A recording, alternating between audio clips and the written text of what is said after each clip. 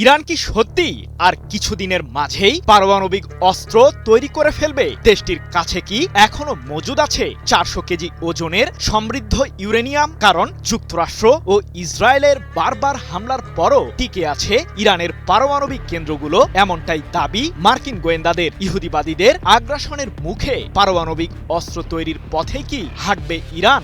যদিও ইসরায়েলের বিশ্লেষকদের দাবি 11টি পারমাণবিক বোমা তৈরির জন্য যথেষ্ট প্রস্তুতি আছে ইরানের কাছে। এখন তাহলে কি করবে ইহুদিবাদীরা? প্রশ্ন হলো, পারমাণবিক অস্ত্র তৈরি করতে ঠিক কত সময় লাগতে পারে ইরানের?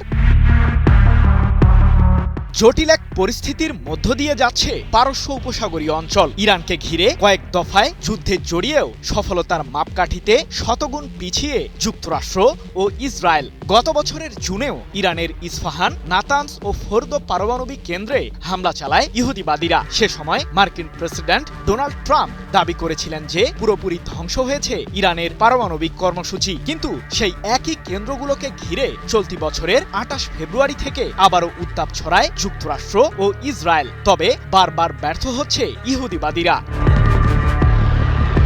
ইরানের কাছে থাকা 60%-এরও বেশি মাত্রার সমৃদ্ধ ইউরেনিয়ামগুলোকে অপসারণ করা না গেলে তা সাম্প্রতিক যুদ্ধের এক বিরাট ব্যর্থতা হিসেবেই বিবেচিত হবে, এমনটি জানিয়ে ইসরায়েলের একজন শীর্ষ সামরিক কর্মকর্তা সম্প্রতি বলেছেন, ইরানের কাছে এখনও 400 কেজি ওজনের সমৃদ্ধ ইউরেনিয়াম রয়েছে, যা 11টি পারমাণবিক বোমা তৈরির জন্য যথেষ্ট।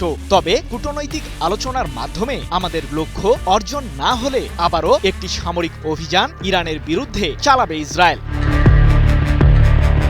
গত বছরের জুনের 12 দিনের যুদ্ধের পর মার্কিন গোয়েন্দা সংস্থাগুলো দাবি তুলেছিল যে 9 মাস থেকে 1 বছরের মাঝে ইরান তৈরি করে ফেলবে পারমাণবিক অস্ত্র।